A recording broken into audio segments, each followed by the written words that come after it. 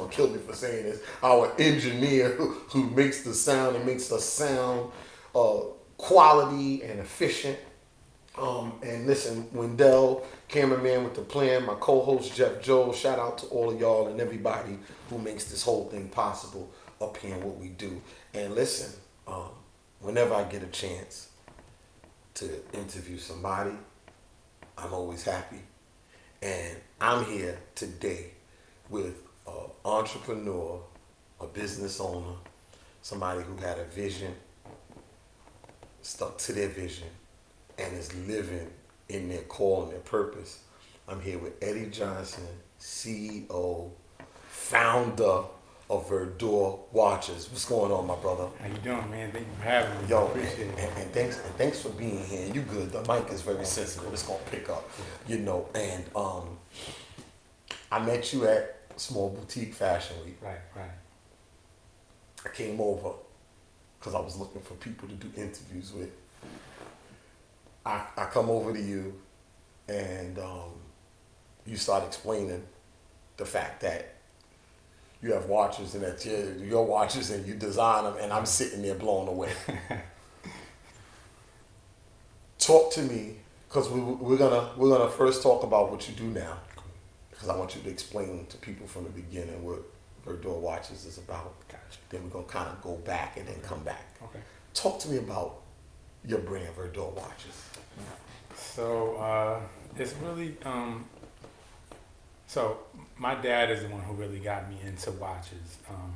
You know, he's an attorney, so he wears a lot of suits. And I always recognized him, in the suits and everything.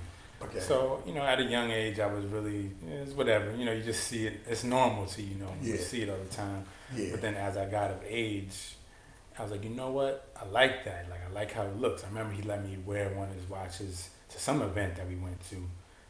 And all I was doing was just taking pictures of it. I'm like, yo, this is tough. I like this. so I remember I was in school one day. When I was younger, actually, one of my friends and I came up with an idea. I was like, yo, man, this is when like big name brand jeans was really like in style, like say True Religions, all these different brands and everything. Mm-hmm. And I was like, yo, if we could try to find some jeans or something like that and sell them, like find like a wholesale or whatever and sell them. We did that and it was successful. So I guess my dad just saw that and he's like, okay, he got like an entrepreneurial spirit. I come from a line of entrepreneurs. My grandfather was the first black optician in Bergen County, New Jersey. Wow. Yeah. So, and he was doing his thing too. He was, very well known. He had a lot of good business. So that it kind of just was like in the blood, like at that point. What's his name? Eugene Johnson. I'm sorry. Eugene Johnson. Yeah. Not nice, because we want people to know and be able to. Okay. Right. Mm-hmm. So I guess my dad just recognized that, so he kind of financed me with the whole jeans and stuff like that. Okay. So then fast forward to I was in college. I don't know why, but I was just on Google searching watch parts. Had an idea. I was like, yo, I could probably get the parts together, send them to a horologist to have them put together, and sell them that way. I ran the idea by my dad. He was like, yo, that's a great idea, but you could do it the right way. I'm like, what are you talking about? He said, well, you know how to draw, so you just, make your own designs, you find your manufacturer, and then go about it from there. And the rest is history. 2015, that's when I released my first line, the Premier Collection. So, Wow. And your watches are dope. Thank you. And this morning I'm preparing for the show, and I'm rereading over your questionnaire that you sent over. And I'm like, why didn't I have him bring some watches? why? With my brilliant mind, Eddie, I'm sitting there saying, first of all, we've known about this for a couple of weeks. Then I'm like, why didn't I go online, select the watch, and have him bring it and buy the watch from him?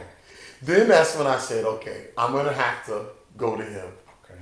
This is going to have to be a part two. Cool. Because I'm going to have to buy a watch, because I'm really big on supporting black-owned businesses. Yeah. And before I finish, I was in an Uber, and this guy was talking about how he hates doing, a black guy, driving me an Uber, he hates doing business with black people. Black people don't do business right. And I let him finish, and I said, that ain't true, bro.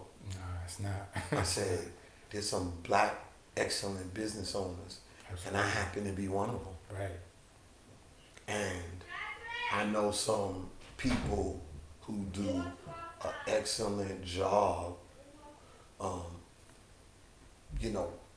as entrepreneurs and business owners. Right. And I said to him, listen, it's not. And he made a couple of points. And I said, well, you're right. You talked about how sometimes you go in black businesses and the person at the reception desk don't necessarily receive you. Mm-hmm. Well, and I said, okay, well, you got a point.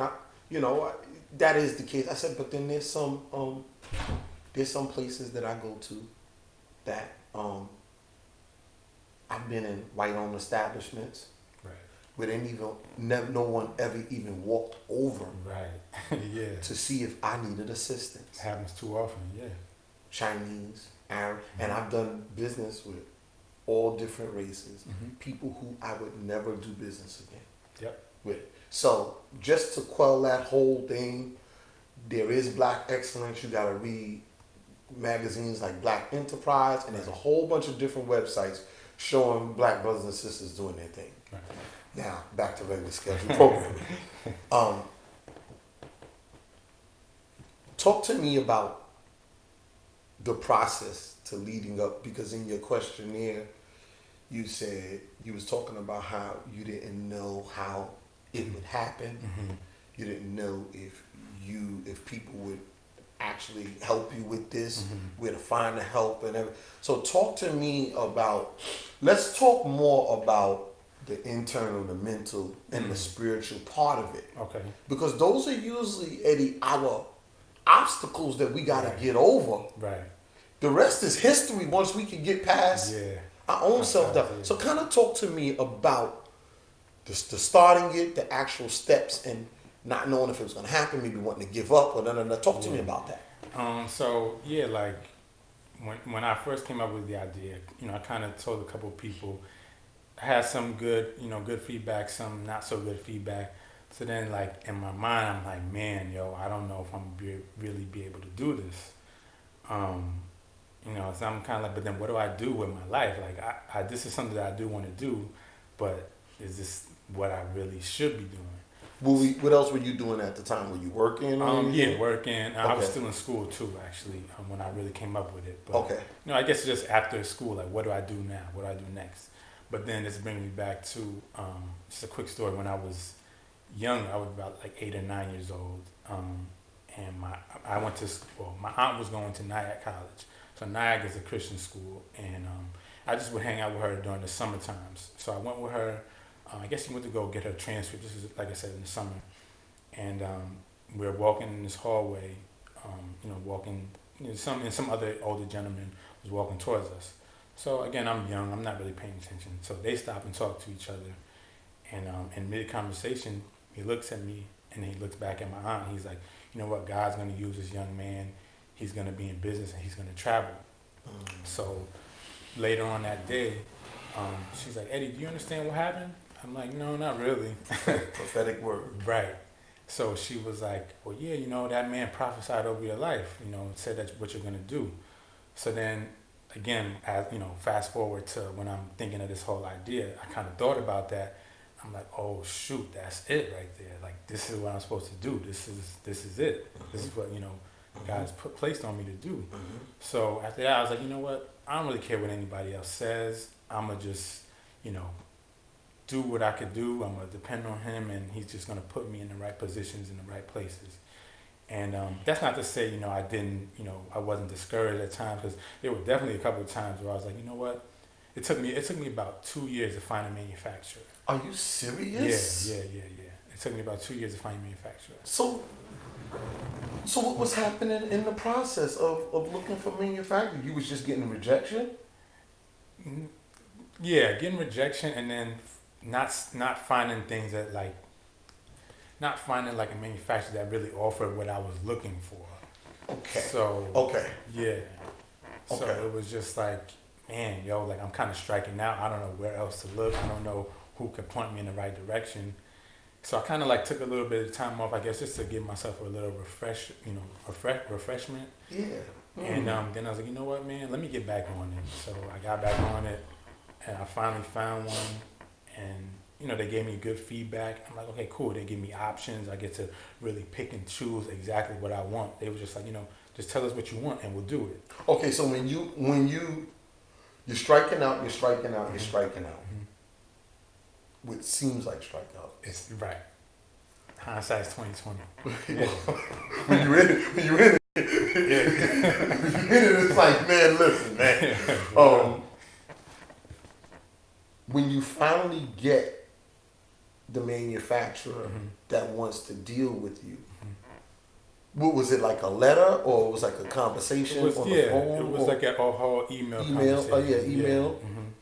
And they were like, we could do this for you. Right. So at that point, what's happening with you? I was just like, oh, we found it. I'm good now. So then it was just about, getting the money together, and then, I guess trying to kind of come up with like a real business plan. Not to say I didn't have one then, but Gotcha. to really put it into motion and really start, to execute. Yes. Okay. Yes. So that's really, it was crazy because, I was just like, I was thrilled, I was thrilled that it actually, I found it, and it was starting to go in motion. So right. Then I just had to, put everything together. And so talk to me about putting it together, because I don't know anything about this whole watch thing. All I know is I've worn them. But talk to me about the steps and everything that goes into. Okay. So I knew what direction, and I guess I could say what my target market was, like what type of watches that I wanted to have. So I like to say these are luxury watches, which they are. They're luxury watches. Yeah. I use the same materials as all the big name brands. So it's quality material. Really?